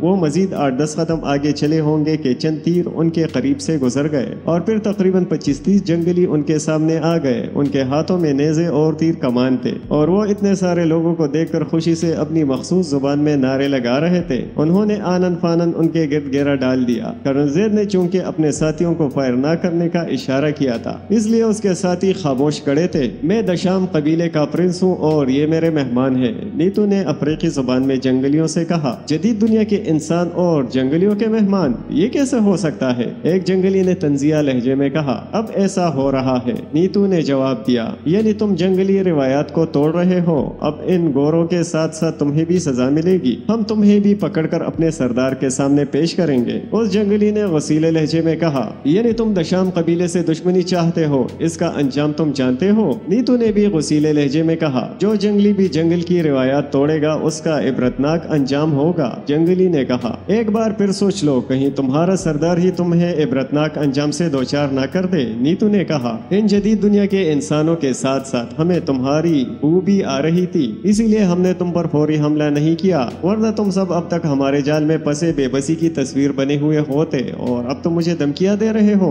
हमारा सरदार तो सबसे बढ़कर रिवायत पसंद है। जो जंगली रिवायात को तोड़ता है, हमारा सरदार उसकी खोपड़ी का चराग चराग बनाकर अपनी झोंपड़ी पर सजा देता है। जंगली ने कहा, मैंने तुम्हें समझाने की कोशिश की लेकिन तुम नहीं समझे। अगर तुम मेरी बात समझ जाते तो अपनी जिंदगियां बचा लेते। अब भुगतो। नीतू ने तंजिया लहजे में कहा और इसके साथ ही वो एक कदम पीछे हटा। फायर। नीतू ने अपने साथियों की तरफ देखते हुए कहा। नीतू एक कदम पीछे हटते देखकर जंगली भी समझ गए कि नीतू अब एक्शन में आने वाला है। वो भी अपने नेज़े सीधे करने लगे, लेकिन कर्नल जैद और उनके साथी उन जंगलियों से कहीं ज्यादा तेज थे। वो सब फौरन जमीन पर गिरे। जमीन पर गिरते गिरते उनके मशीन पिस्टल उनकी जेबों से बाहर आ गए। बैक वक्त मशीन पिस्टल से दर्जनों गोलियां निकली। जंगली जो कि अभी नेज़े सीधे ही कर रहे थे चीखते हुए जमीन पर गिरे और तड़पने लगे। फायरिंग से वो सब हिट हो गए थे। बॉस, अब हमने जल्द से जल्द इस कबीले की हदूद से गुजरना है, क्योंकि अब जो जंगली हम पर हमला आवर होंगे वो हमसे बातचीत नहीं करेंगे। बस दरख्तों के पीछे से जहरीले तीर आएंगे और हम लम्हों में दम तोड़ देंगे। नीतू ने कहा तो वो सब तेजी से आगे बढ़ने लगे, जबकि जंगली अभी तड़प रहे थे। वो तेज तेज कदम उठाने लगे, लेकिन अभी वो 2 फरलांग ही चले होंगे कि नीतू एक बार फिर फजा में सूंघने लगा। ओह खतरा, बहुत बड़ा खतरा, बहुत से जंगली हमारी तरफ बढ़ रहे हैं। नीतू ने कहा, आने दो, सबको गोलियों से उड़ा देंगे। डॉक्टर ने गुस्सीले लहजे में कहा, नहीं, इन्हें अपने साथियों के मरने का पता चल गया होगा। अब वो हमारे सामने नहीं आएंगे, बल्कि वो चुप कर हम पर वार करेंगे। नीतू ने परेशान लहजे में कहा, कुछ भी नहीं होगा, तुम बस आगे बढ़ते रहो और कदम तेज कर दो। कर्नल जैद ने कहा। चुप कर वार करने की बात पर वो भी परेशान हो गया था, लेकिन उसके चेहरे से उसकी परेशानी जाहिर नहीं हो रही थी। वो जानता था कि अगर उसने परेशानी का इजहार किया तो उसके साथी हिम्मत हार देंगे, और जो लोग हिम्मत हार देते हैं वो जल्द ही मार खा जाते हैं। अब जंगली हमारे बहुत करीब आ चुके हैं, वो किसी भी वक्त हम पर हमला कर सकते हैं। नीतू ने कहा, वो हमारे करीब आएंगे तो मारे जाएंगे। कर्नल जैद ने इस मर्तबा सख्त लहजे में कहा। कर्नल जैद की बात अभी मुकम्मल हुई ही थी कि एक तीर सनसनाता हुआ आया और ईगल ट्री की करबनाक चीख बुलंद हुई। तीर उसके गले में आ लगा था। तीर खाते ही वो जमीन पर गिर पड़ा और तड़पने लगा। उसके नाक और मुंह से खून जारी हो गया। ईगल ट्री महज चंद सेकंड तक तड़पा और फिर उसने दम तोड़ दिया। उन सब के चेहरों पर पत्थरों जैसी सख्ती आ गई। उसी लम्हे उन्हें एक आवाज भी सुनाई दी। बॉस, जंगली कह रहे हैं कि हम चारों तरफ से उनके घेरे में हैं और उनके निशाने पर हैं, इसीलिए अगर हमने कोई गलत हरकत की तो हमारा अंजाम हमारे साथी जैसा होगा। नीतू ने कर्नल जैद से कहा। आवाज एक बार फिर सुनाई दी तो कर्नल जैद ने नीतू की तरफ देखा। बॉस, जंगली कह रहे हैं कि हम अपने हथियार नीचे फेंक दें। नीतू ने कहा, अगर हमने अपने हथियार फेंक दिए तो ये बआसानी हमें निशाना बना लेंगे। साइम ने कहा, साइम साहब, ये हमें निशाना तो अब भी बना सकते हैं, क्योंकि हम इनके निशाने पर हैं। ये हमें इसलिए तीर नहीं मारना चाह रहे कि इस तरह हम जहरीले हो जाएंगे और ये जंगली हमारा गोश्त नहीं खा सकेंगे, और अगर हमने इन्हें गिरफ्तारी दे दी तो फिर ये हमें सूरज देवता पर कुर्बान करेंगे और हमारा गोश्त सारे कबीले में तकसीम कर दिया जाएगा। लेकिन अगर हमने इनकी बात ना मानी और हथियार ना फेंके तो फिर ये मजबूर होकर हम पर तीर बरसा देंगे। नीतू ने कहा, नहीं, मैं मजीद अपने किसी साथी की मौत भी बर्दाश्त नहीं कर सकता। कर्नल जैद ने गुर्राते हुए कहा, बॉस, तो फिर एक ही हल है कि हम फिलहाल हथियार फेंक दे और फिर जैसे मौका मिले हम इन पर काबू पा लें। नीतू ने कहा। उसी लम्हे जंगली आवाज दोबारा सुनाई दी तो नीतू ने भी बुलंद आवाज में कुछ कहा। नीतू, तुमने क्या बात कही है? कर्नल जैद ने तशवीश भरे लहजे में पूछा। मैंने उनसे कहा है कि वो थोड़ी देर इंतजार कर ले ताकि हम आपस में मशवरा कर सकें। नीतू ने कहा, हाँ डॉक्टर, तुम क्या कहते हो, हम खुद को उनके हवाले कर दें? कर्नल जैद ने डॉक्टर से पूछा। सर, नीतू ठीक कहता है, अगर हमने हथियार नहीं फेंके तो ये जंगली हमें फौरी तौर पर तीरों से निशाना बना देंगे। दूसरी सूरत में हमें कुछ मोहलत मिल जाएगी और हम इस मोहलत से फायदा उठा सकेंगे। डॉक्टर ने मशवरा देते हुए कहा, लेकिन ये भी हो सकता है कि इनके कबीले में पहुंचकर हमें कोई मौका ना मिले। कबीले में तो जंगली सैकड़ों हजारों की तादाद में होंगे। मायरा ने कहा, हाँ, बात तो मायरा की भी ठीक है, फिर क्या किया जाए? कर्नल जैद ने कहा, सर, हमें चालाकी से काम लेना होगा, उन्हें हम मार गिराएंगे। साइम ने कहा, कैसे? कर्नल जैद ने कहा, सर, नीतू उन्हें बताए कि हम गिरफ्तारी दे रहे हैं, हमारे हाथों में जो हथियार है हम उन्हें जमीन पर फेंक देते हैं। जब ये जंगली हमारे सामने आ जाए तो हम जेबों में मौजूद हथियारों से काम ले सकते हैं। साइम ने कहा, सर, साइम ठीक कह रहा है, अंग्रेजों का भी कहना है कि मोहब्बत और जंग में सब कुछ जायज होता है और अपनी जान बचाने के लिए तो हर काम किया जा सकता है। मायरा ने साइम की तायीद करते हुए कहा, मेरे ख्याल में इन हालात में साइम की तजवीज बेहतरीन है और उसी पर अमल करना चाहिए। नीतू, तुम जंगलियों से ये बात कह दो कि हम हथियार फेंक रहे हैं, ये हमें गिरफ्तार कर ले। कर्नल जैद ने कहा तो नीतू ने बुलंद आवाज में जंगलियों से ये बात कह दी। एक जंगली की भी फौरन आवाज आई और नीतू ने उससे कहा कि वो हथियार फेंक दे। उन सब ने हथियार फेंक दिए तो तकरीबन 2 दर्जन जंगली चारों अतराफ से नारे लगाते हुए उनके सामने आ गए। बॉस, ये سب غصے میں ہیں، ہم نے ان کے ساتھیوں کو مارا ہے، لیکن ہم لوگوں کے گوشت کے لالچ میں انہوں نے ہم پر تیر یا نیزے نہیں برسائے۔ نیتو نے کرنل زید سے کہا تو اس نے اسبات میں سر ہلا دیا۔ جنگلی ان کے ارد گرد چکر لگانے لگے، وہ غصے سے نعرے لگا رہے تھے اور غسیلوں نظروں سے انہیں دیکھ رہے تھے۔ پھر ایک جنگلی نے نیزے سے ایک طرف چلنے کا اشارہ کیا۔ باس، یہ چلنے کے لیے کہہ رہے ہیں، نیتو نے کہا۔ اوکے چلو، کرنل زید نے کہا تو وہ جنگلیوں کے گھیرے میں ایک طرف چلنے لگے۔ انہیں اس طرح چلتے دیکھ کر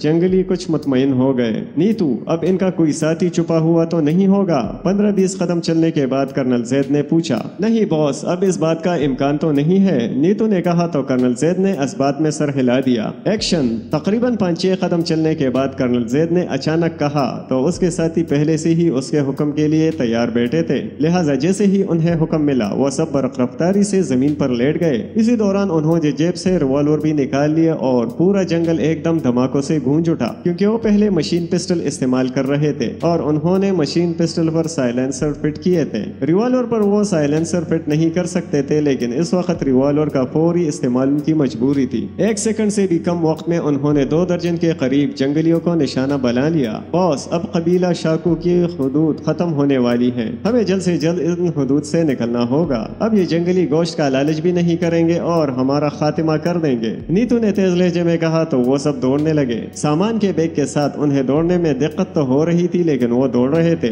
راستے میں کانٹے دار جھاڑیاں، درختوں کی جھکی ہوئی شاخیں ان کے لیے مشکلات پیدا کر رہی تھی، لیکن وہ دوڑتے رہے۔ باس، جنگلی ہمارے پیچھے لگ گئے ہیں، رفتار تیز کریں، نیتو نے دوڑتے ہوئے کہا تو انہوں نے اپنی رفتار مزید بڑھا دی۔ پھر اچانک ہی انہیں ایک چیخ سنائی دی اور ان سب نے پیچھے مڑ کر دیکھا تو ان کی آنکھیں خوف سے پھٹ گئیں۔ ایگل 5 سب سے آخر میں تھا اور ایک درخت کے نیچے سے گزرتے ہوئے درخت کے اوپر بیٹھے سانپ نے اس پر چھلانگ لگا دی تھی۔ ایگل 5 سے ٹکراتے ہی سانپ نے اس کے ماتھے پر ڈس لیا تھا۔ نیتو نے ایک مخصوص زاویے سے سانپ پر فائر کیا اور ایک دھماکہ ہوا، سانپ کا سر اڑ گیا۔ وہ فوراً ایگل 5 کے قریب پہنچے، اس کے منہ اور ناک سے خون جاری ہو گیا تھا۔ جیسے ہی وہ اس کے قریب پہنچے اس کی آنکھیں بے نور ہوتی چلی گئیں۔ باس، یہ شیشناک تھا، اس کا ڈسا ہوا کبھی نہیں بچا۔ اب سب دوڑے، جنگلی ہمارے سروں پر پہنچنے والے ہیں، اگر ان کے تیر ہمیں لگ گئے تو ہمارا بھی انجام ایگل 5 جیسا ہوگا، نیتو نے تیز لہجے میں کہا تو وہ ایک بار پھر دوڑنے لگے۔ ایگل 5 مر چکا تھا، اب اس کے لیے کچھ نہیں کیا جا سکتا تھا۔ تقریباً 20 منٹ کے بعد نیتو رک گیا اور گہرے گہرے سانس لینے لگا۔ باس، ہم قبیلہ شکاکو کی حدود سے نکل آئے ہیں، اب کچھ دیر بعد قبیلہ آشو کی حدود شروع ہو جائے گی۔ یہ قبیلہ آشو دیوی کا پجاری ہے۔ آشو دیوی کے بارے میں کہا جاتا ہے کہ وہ انسانی خون پینے کی بہت شوقین ہے۔ آشو قبیلے کے جنگلی انسان کو پکڑ کر اسے ذبح کر دیتے ہیں، خون ایک برتن میں بھر کر آشو دیوی کے بت کو غسل دیتے ہیں اور گوشت جنگلی روایات کے مطابق قبیلے میں تقسیم کر دیتے ہیں، نیتو نے کہا۔ سر، ہمارے سامان میں ہینڈ گرینیڈ اور آگ لگا دینے والے بم بھی موجود ہیں، کیوں نہ ہم ان آدم خور قبیلوں کو بموں سے اڑاتے جائیں، مائرا نے غصیلے لہجے میں کہا۔ یہاں تو سینکڑوں آدم خور قبیلے ہوں گے، ہم کس کس کو اڑائیں گے اور ہم بلا وجہ کسی کو کیوں ہلاک کریں؟ ہمارا مقصد تو سائنسدانوں تک پہنچنا ہے اور انشاءاللہ ہم ان تک پہنچیں گے۔ اسی مقصد کے حصول میں اگر کوئی رکاوٹ سامنے آتی ہے تو ہم اس رکاوٹ کو دور کرنے کا حق رکھتے ہیں، اور جب ہماری اپنی زندگیاں خطرے میں پڑ جائیں تو پھر ہم کوئی بھی کارروائی کر سکتے ہیں، بصورت دیگر نہیں، کرنل زید نے کہا۔ باس، اس قبیلے کے جنگلیوں سے ہمارا سامنا نہیں ہوگا، کیونکہ یہاں جنگل کے ایک حصے میں شیروں کی پناہ گاہیں ہیں اور جنگلی اس طرف کا رخ نہیں کرتے۔ ہم اس حصے سے گزریں گے اور کوشش کریں گے کہ ہمارا سامنا کسی شیر سے بھی نہ ہو۔ آپ لوگ ریوالور پر سائلنسر فٹ کر لیں تاکہ اگر فائر کرنا پڑے تو دھماکہ نہ ہو۔ دھماکہ ہوا تو قبیلے والے ہماری طرف متوجہ ہو جائیں گے اور پھر ہمیں ان سے بھی لڑنا پڑے گا، نیتو نے کہا تو ان سب نے اپنے ریوالورز ری لوڈ کیے اور ان پر سائلنسر بھی فٹ کر لیے۔ اس کے بعد وہ نیتو کی رہنمائی میں آگے بڑھنے لگے۔ تقریباً 2 گھنٹے بعد مسلسل چلنے کے بعد نیتو نے گہرا سانس لیا۔ باس، ہم قبیلہ آشو کی حدود سے بھی باہر نکل آئے ہیں اور یہ ہماری خوش قسمتی ہے کہ ہمارا سامنا کسی شیر سے بھی نہیں ہوا، ورنہ وہاں شیروں کی ایک بڑی تعداد موجود ہے، نیتو نے کہا۔ نیتو، ابھی ہم نے اور کتنے خطرات سے گزرنا ہے، مائرا نے مسکراتے ہوئے کہا۔ اسے اس خطرناک سفر میں مزہ آ رہا تھا۔ مادام ابھی بہت سے خطرات ہمیں درپیش ہو سکتے ہیں، لیکن میں کوشش کروں گا کہ ہم ایسے راستوں سے گزرے جہاں ہمارے لیے کم سے کم خطرہ ہو، اور چونکہ یہ جنگلات میرے دیکھے بالے ہیں اسی لیے میں ایسے راستوں سے واقف ہوں، جواب میں نیتو نے بھی مسکراتے ہوئے کہا۔ سر، اگر نیتو ہمارے ساتھ نہ ہوتا تو پھر شاید تم شالما جنگل تک بھی نہ پہنچ سکتے، ڈاپکر نے کہا۔ دوسری ٹیموں کے ساتھ نیتو جیسے آدمی نہیں ہے، اسی لیے دوسری ٹیمیں تو شالما جنگل تک نہیں پہنچ سکتی، اس لیے یہ بازی ہم ہی جیتیں گے۔ سائم نے جوشیلے لہجے میں کہا، ایسی بات نہیں ہے، عمران صاحب کے ساتھ ان کا ایک ساتھی جوزف ہے، وہ بھی افریقی جنگلات کا کیڑا ہے، بلکہ وہ پرنس آف افریقہ ہے۔ اس کے علاوہ وہ بہت ہی پراسرار طاقتوں کا مالک ہے، آدم خور قبیلے اس سے مروب ہو جاتے ہیں، افریقیوں کے وچ ڈاکٹرز اسے پسند کرتے ہیں، اسی لیے اگر اس مشن میں ہمارے ساتھ راستے کی کوئی رکاوٹ بنی تو وہ پاکستانی ٹیم ہوگی۔ عمران صاحب کی ٹیم کے علاوہ کرنل فریدی کی ٹیم میں بھی ایک ایسا شخص ہے جس کا نام طارق ہے، اس کے بارے میں بھی میں نے سنا ہے کہ افریقی قبائلوں میں اس کا کافی اثر و رسوخ ہے، ان لوگوں سے بھی ہمارا ٹکراؤ ہو سکتا ہے۔ کرنل زید نے طویل گفتگو کرتے ہوئے کہا، باقی تو پھر دو ٹیمیں رہ جاتی ہیں، میجر پرمود کی ٹیم اور کرنل ڈیوڈ کی ٹیم، ان میں تو کوئی افریقی آدمی نہیں ہے۔ سائم نے کہا، ہاں شاید یہ دونوں ٹیمیں ان خوفناک جنگلات کا سفر نہ کر سکیں، اور اگر کریں گے تو پھر لازماً یہ لوگ مارے جائیں گے۔ ڈاپکر نے کہا، ہمارے بھی دو ساتھی ہم سے بچھڑ گئے ہیں، مائرہ نے اداس لہجے میں کہا۔ اس کے بعد ان کے درمیان خاموشی طاری ہو گئی۔ انہیں سفر کرتے ہوئے تیسرا دن تھا، اس دوران کوئی خاص واقعہ پیش نہیں آیا تھا، چھوٹے موٹے جانوروں اور درندوں نے ان کا راستہ روکا تھا، لیکن وہ ان کے لیے کوئی مسئلہ نہیں بن سکے تھے۔ تیسرے دن شام کے وقت درختوں کا سلسلہ ختم ہوا اور ان کے سامنے چھوٹی چھوٹی پہاڑیوں کا سلسلہ آ گیا، اور ان پہاڑوں کے بعد پھر سے جنگل شروع ہو رہا تھا۔ ان پہاڑوں کے آس پاس ندی بھی ہوگی۔ کرنل زید نے نیتو کی طرف دیکھتے ہوئے کہا، جی ہاں باس، میرے خیال میں ندی ہے، نیتو نے کہا، اور پھر وہ سب پہاڑیوں کی طرف بڑھے۔ ابھی انہوں نے چند قدم ہی اٹھائے تھے کہ وہ سبھی حیرت سے اچھل پڑے۔ پیارے دوستو، اگر آپ کو ہماری آڈیو کہانیاں پسند آ رہی ہیں تو آپ سے گزارش ہے کہ پلیز ہمارے چینل کو سبسکرائب کریں تاکہ ہمارا چینل آپ کی مدد سے مونیٹائز ہو سکے۔ شکریہ۔ سیل فون کی رنگ ٹون سنائی دی تو میجر پرمود نے جیب میں ہاتھ ڈال کر سیل فون نکالا اور اس کی اسکرین پر نظر دوڑائی۔ اسکرین پر کرنل ڈی کا نام فلیش ہو رہا تھا۔ Major Pramod speaking. Major Pramod نے کال اوکے کا بٹن دبا کر فون کان لگاتے ہوئے کہا، کرنل ڈی بول رہا ہوں۔ دوسری طرف سے کرنل ڈی کی آواز سنائی دی، جی ہاں، میں نے آپ کا نمبر دیکھ کر کال ریسیو کی ہے، فرمائیے۔ میجر پرمود نے مؤدبانہ لہجے میں کہا، تم نے اب تک کوئی رپورٹ نہیں دی؟ دوسری طرف سے کرنل ڈی نے سوالیہ لہجے میں کہا، سر، رپورٹ دینے کے لیے ابھی تک میرے پاس کوئی اطلاع نہیں۔ میجر پرمود نے مؤدبانہ لہجے میں کہا، لیکن تمہیں باخبر کرنے کے لیے میرے پاس ایک اہم اطلاع موجود ہے، اور تمہیں فون بھی میں نے اسی لیے کیا ہے۔ دوسری طرف سے کرنل ڈی نے کہا تو میجر پرمود چونک پڑا۔ او، کیا اطلاع ہے سر؟ میجر پرمود نے چونکتے ہوئے کہا، لیروانی کے جنگلات میں ایک جنگل شالما ہے، اس جنگل میں ایک بلڈنگ ہے، اسرائیل سے اغوا ہونے والے سائنسدان اس بلڈنگ میں موجود ہیں۔ دوسری طرف سے کرنل ڈی نے کہا،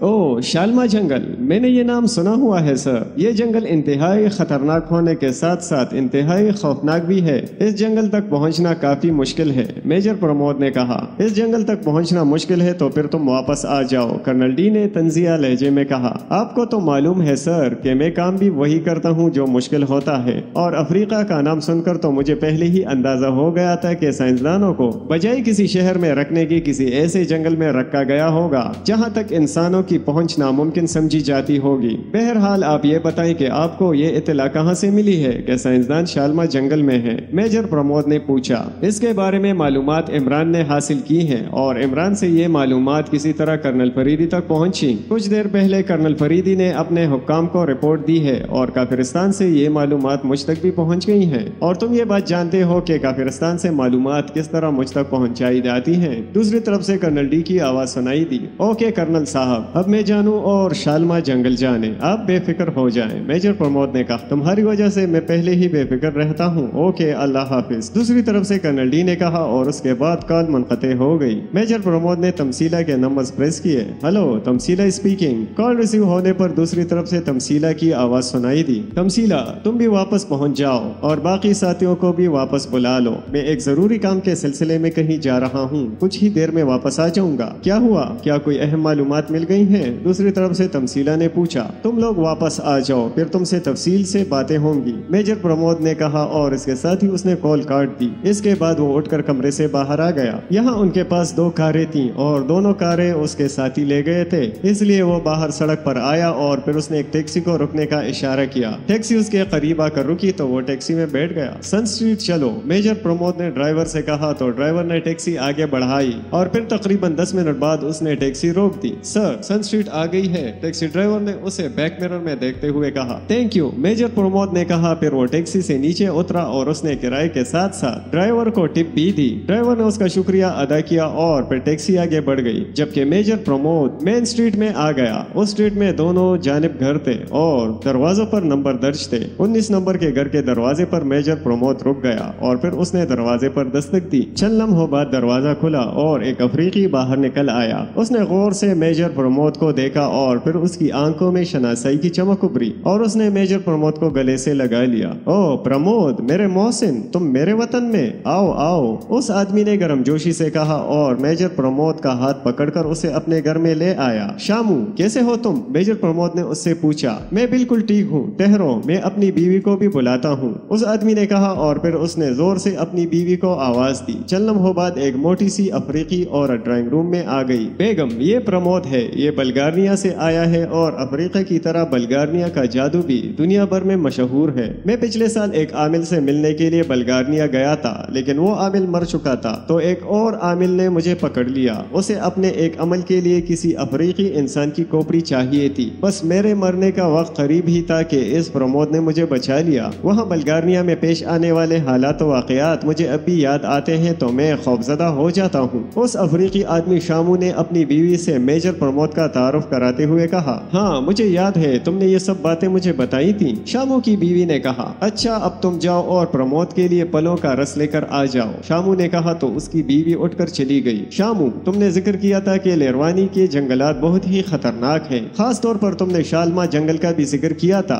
मेजर प्रमोद ने कहा। अफ्रीका के जंगलात तो पूरी दुनिया में मशहूर हैं और शालमा जंगल तो यूं समझ लो कि वो अफ्रीका के जंगलात का जालिम सरदार है जिसके गजब और गुस्से से कोई नहीं बचता। लेकिन तुम इसका जिक्र क्यों कर रहे हो? शामू ने कहा। तुमने शालमा के जंगल के बारे में एक और बात भी बताई थी। तुमने कहा था कि तुम्हारे जानने वाले 4 अफराद इस जंगल में ले जाए गए थे जिन्होंने इस जंगल में मजदूरी की। उस जंगल में एक बिल्डिंग बनाई गई और जब बिल्डिंग मुकम्मल हुई तो वहाँ काम करने वाले मजदूर वहीं मारे गए। सिर्फ एक मजदूर वहाँ से जिंदा वापस आने में कामयाब हो सका था, लेकिन वो भी एक हाथ से माजूर होकर, मेजर प्रमोद ने शामू से कहा। उसी वक्त शामू की बीवी पलों का रस ले आई। रस देकर वो वापस चली गई। उस आदमी का नाम रोगो है और उसके साथ पेश आने वाला ये वाकया तकरीबन 4 साल पहले का है। वो बताता है कि वहाँ 25 मजदूरों ने काम किया था, इसके अलावा बाकी सब वहाँ मारे गए। ये किसी तरह बच बचा कर निकल आया और अब गुमनामी की जिंदगी गुजार रहा है। इस बात का जिक्र भी उसने सिर्फ मुझसे किया था क्योंकि वो मेरा बहुत ही अच्छा दोस्त है और साथ ही उसने मुझे हिदायत भी की थी कि मैं किसी से इस वाकये का जिक्र ना करूं। बस बल्गारिया में मैंने तुमसे ये जिक्र कर दिया था। शामू ने कहा। मैं भी यहाँ किसी से जिक्र नहीं करूंगा,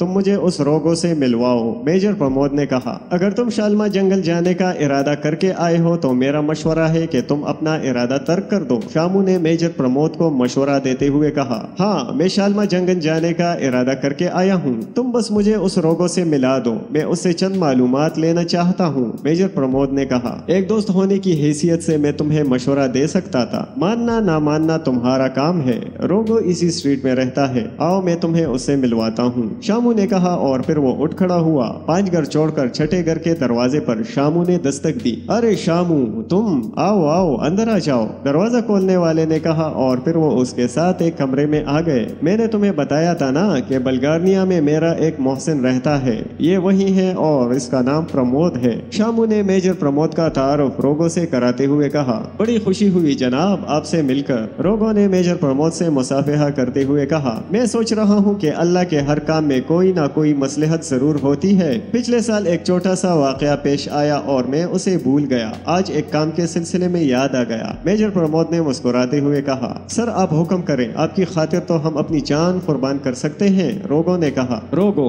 सुना है कि शालमा जंगल में आपने एक बिल्डिंग बनाई है, मेजर प्रमोद ने गुफ्तगू का आगाज करते हुए कहा। मेजर प्रमोद की बात सुनकर रोगो के चेहरे पर खौफ के तासुरात उभरे, लेकिन चंद लम्हों बाद उसने अपना खौफ काबू कर लिया। जी हाँ, एक मजदूर की हैसियत से मैंने उस बिल्डिंग की तामीर में हिस्सा लिया था। शालमा जंगल तक पहुंचना आसान तो नहीं है, आप सब लोग वहां तक कैसे पहुंचे थे, मेजर प्रमोद ने पूछा। सर हमें वहां हेलीकॉप्टर पर ले जाया गया था, मेरे साथ मेरे जानने वाले 3 अफराद और भी थे। हम वहां तकरीबन 50 मजदूर और 20 राज मिस्त्री थे। मशीनरी वहां हमसे पहले ही पहुंची हुई थी। हमने बहुत से दरख्त काट कर जंगल का कुछ हिस्सा साफ किया और फिर तकरीबन 3 महीनों में हमने वो इमारत तैयार कर ली थी, रोगो ने कहा। ये बिल्डिंग किसने तामीर कराई थी, मेजर प्रमोद ने मुस्कुराते हुए पूछा। वहाँ काम करने वाले किसी भी आदमी को ये मालूम नहीं है कि वो बिल्डिंग किसने तामीर कराई آئی۔ ہمیں تو ایک افریقی ٹھیکیدار وہاں لے گیا تھا، لیکن اس بلڈنگ کی تعمیر کے بعد نہ تو وہ ٹھیکیدار بچا اور نہ ہی کوئی مزدور۔ بس میری زندگی باقی تھی کہ میں وہاں سے نکلنے میں کامیاب ہو گیا۔ کئی ہفتے میں جنگلوں میں بھٹکتا رہا۔ یہ تو موت کے جنگل ہے پرمود صاحب، کوئی اجنبی تو ایک دن بھی ان جنگلوں میں نہیں رہ سکتا، لیکن میں جنگلوں میں پیش آنے والی مشکلات سے اور ان سے بچنے کے طریقوں سے بھی واقف تھا، اسی لیے بچتا بچاتا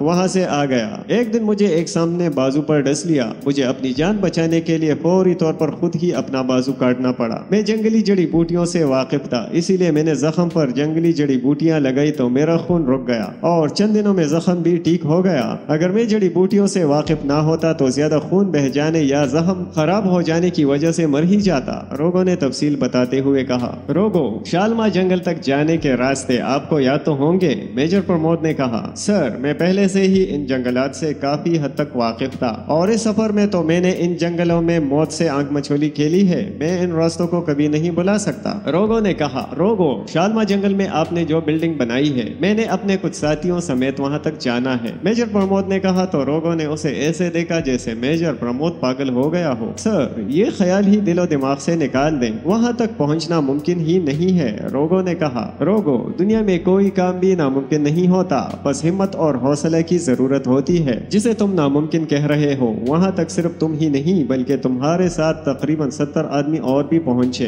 اور تم نے ایک عمارت بھی تعمیر کر دی۔ اگر وہاں تک پہنچنا ناممکن ہوتا تو اتنے سارے لوگ وہاں کیسے پہنچے؟ لہٰذا تم ہمارے ساتھ چلو، ہم وہاں نہ صرف پہنچیں گے بلکہ انشاءاللہ خیر خیریت سے واپس بھی آئیں گے، میجر پرمود نے اسے سمجھاتے ہوئے اور حوصلہ دیتے ہوئے کہا۔ نو سر، مجھے اپنی زندگی کے ساتھ ساتھ آپ کی زندگی کی بھی فکر ہے، میں خود بھی اس آگ کے سمندر میں نہیں کودوں گا اور آپ کو بھی نہیں کودنے دوں گا، روگو نے فیصلہ کن لہجے میں کہا۔ روگو، تمہیں معلوم ہے کہ تم نے جو بلڈنگ تعمیر کی ہے اس سے کیا کام لیا جا رہا ہے؟ میجر پرمود نے کہا۔ چونکہ روگو ایک بات پر اڑ گیا تھا اور اس کا حتمی لہجہ بتا رہا تھا کہ وہ شالما جنگل جانے پر تیار نہیں ہوگا، تو میجر پرمود نے اسے دوسرے طریقے سے راضی کرنے کا سوچا۔ نہیں جناب، ہمیں نہیں معلوم کہ اس بلڈنگ میں کیا ہو رہا ہے، روگو نے کہا۔ روگو، تم جدید دنیا میں رہتے ہو، تم نے ریوالور، مشین پسٹل، مشین گنوں اور آگ لگا دینے والے بموں کے بارے میں نہ صرف سنا ہوگا بلکہ انہیں دیکھا بھی ہوگا، میجر پرمود نے کہا۔ جی ہاں جناب، میں نے تقریباً ہر قسم کے ہتھیار دیکھے ہیں، روگو نے اس بات میں سر ہلاتے ہوئے کہا۔ روگو،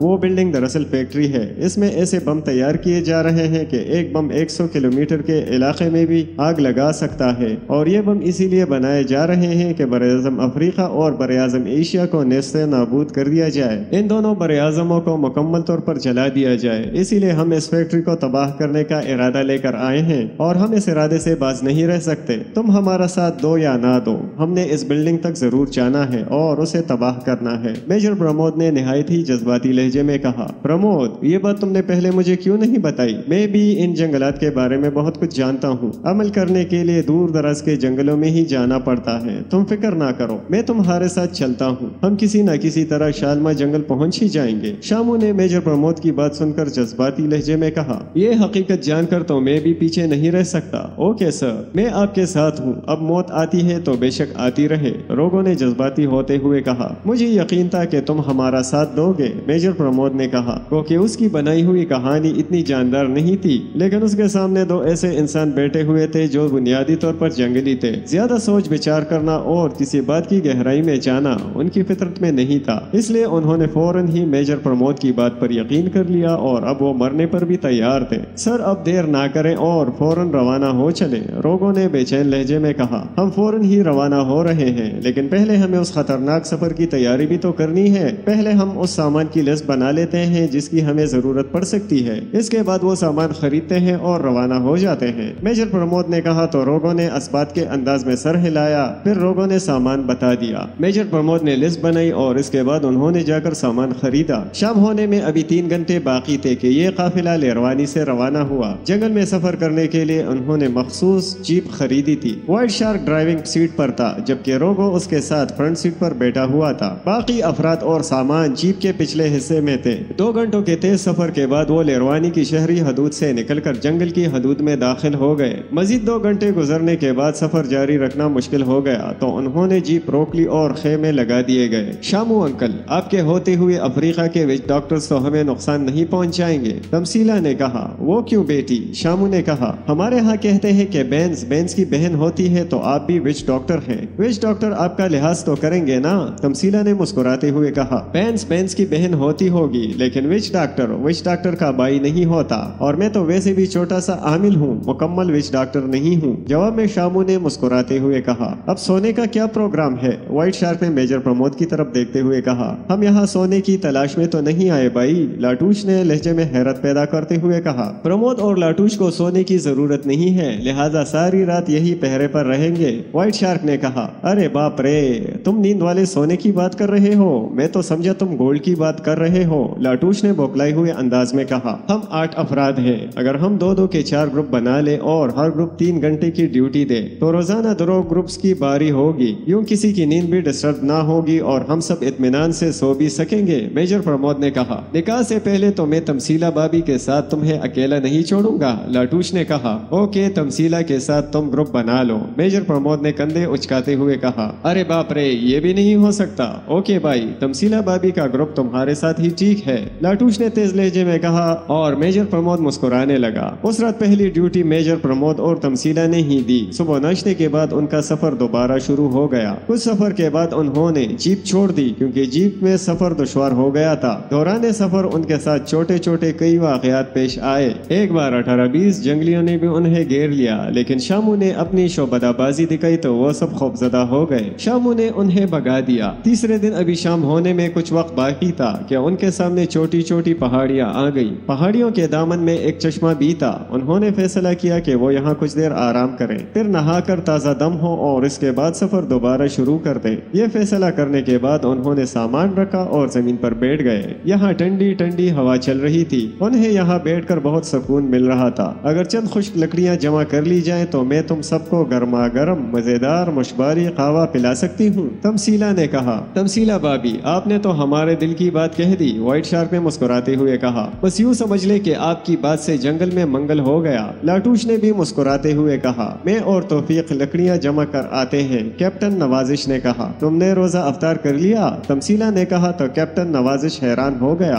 रोजा? मादाम, मैं रोजे से तो नहीं था, कैप्टन नवाजिश ने हैरत भरे लहजे में कहा। ओ, तुम रोजे से नहीं हो? मैं समझी कि तुमने और तौफीक ने चुपका रोजा रखा हुआ है, तमसीला ने कहा। बस आपके और सर के एहतराम में हम कम बोलते हैं, इसी मर्तबा कैप्टन तौफीक ने कहा। भाई, मजा तो ये था कि तुम प्रमोद के एहतराम में पैदा ही ना होते, लाटूश ने कहा तो कैप्टन नवाजिश और कैप्टन तौफीक सिर्फ मुस्कुरा कर रह गए। फिर वो दोनों उठे। जैसे ही उठे उन सब की नजरें सामने पड़ी और वो सभी उछलकर खड़े हो गए। 1 सेकंड के हजारवें हिस्से में उनकी मशीन पिस्टल उनके हाथ में आ गए। उनसे कुछ फासले पर चंद अफराद दिखाई दे रहे थे। वो उन पर फायरिंग करना चाहते थे, लेकिन मेजर प्रमोद ने उन्हें ऐसा करने से रोक दिया। दूसरे ग्रुप के अफराद के हाथों में भी असलहा मौजूद था और वो भी फायर करने की पोजीशन में थे, लेकिन उन्होंने भी फायरिंग ना की। वेलकम वेलकम कर्नल जैद साहब, मेजर प्रमोद ने आगे बढ़ते हुए कहा तो इस ग्रुप से कर्नल जैद आगे बढ़ा और फिर उन दोनों ने मुसाफिहा किया। मेजर साहब, हम शालमा की जानिब सफर कर रहे हैं और मेरा आपको मशवरा है कि आप यहाँ से वापस लौट जाएं, अपनी और अपने साथियों की जानें बचाएं। मुसाफिहा करने के बाद कर्नल जैद ने संजीदा लहजे में प्रमोद से कहा। शालमा जंगल पहुंचकर मालूम हो जाएगा कि किसकी मौत उसे यहाँ खींच लाई है। मेजर प्रमोद ने भी संजीदा लहजे में कहा। चलिए ऐसा करते हैं कि ये सफर साथ साथ करते हैं। जब मंजिल के करीब पहुंचेंगे तो फिर पहले आपस में मुकाबला कर लेंगे और जो बचेगा वो अपना मकसद पाएगा, कर्नल जैद ने कहा। ओके, मंजूर है, मेजर प्रमोद ने कहा और उन्होंने एक बार फिर हाथ मिलाया। उनकी गुफ्तगू उनके साथियों ने भी सुनी थी और वो सब गुस्से से खोल रहे थे, लेकिन वो अपने लीडरों की वजह से खामोश थे। दोनों पार्टियों ने सफर दोबारा शुरू कर दिया, एक ऐसा सफर के जिसमें मौत यकीनी थी। अगर वो जंगली दुश्मनों से बच जाते तो फिर उन्होंने अपने अपने मफाद के लिए एक दूसरे से जंग करनी थी और इस जंग के बाद जिसने बचना था उसने उन दुश्मनों से भी जंग लड़नी थी जिन्होंने साइंसदानों को अगवा करके यहाँ पहुँचाया था। और वो सब इस हकीकत से आशना थे कि वो दुश्मन कोई आम लोग नहीं थे। सर, हम कल इस इमारत तक पहुँच जाएंगे। 5वें दिन सफर रोक कर जब उन्होंने खेमे लगाए तो रोगो ने कहा। रोगो की बात सुनकर वो सब खुश हो गए। आखिर वो अपनी मंजिल के करीब पहुँच गए थे। रात पहरा देने की बारी मेजर प्रमोद की टीम में से शामू और लाटूश की थी, जबकि कर्नल जैद की टीम में डॉपकर और ईगल 2 ड्यूटी पर थे। 3 खेमे लगाए गए। एक खेमे में मायरा और तमसीला थी, जबकि बाकी 2 में मर्द हजरात थे। उन्हें सोए हुए अभी 1 घंटा ही हुआ था कि पहरा देने वालों को एक तरफ से रोशनी का सैलाब आता हुआ दिखाई दिया। वो अभी सोच ही रहे थे कि ये क्या मामला ہے اور وہ اپنے ساتھیوں کو جگائے یا نہیں کہ روشنی ان کے سروں پر پہنچ گئی اور وہ روشنی میں نہا سے گئے۔ ان کے ساتھ ہی انہیں ایسا محسوس ہوا جیسے وہ ساکت ہو کر رہ گئے ہوں۔ انہوں نے ایک دوسرے کو آواز دینی چاہی لیکن ان کے تو گویا ہونٹ سل گئے تھے۔ پھر آہستہ آہستہ ان کی آنکھوں میں اندھیرا چھانے لگا۔ چند لمحوں بعد نہ صرف ان کی آنکھیں مکمل طور پر بند ہو چکی تھی بلکہ ان کے دماغ بھی اندھیرے میں ڈوب گئے تھے۔ پیارے دوستو، آپ سے گزارش ہے کہ پلیز ہمارے چینل کو سبسکرائب کریں اور ویڈیوز کو لائک اور شیئر کریں تاکہ آپ کی مدد سے ہمارا چینل مونیٹائز ہو سکے۔ آپ کی مہربانی ہوگی، شکریہ۔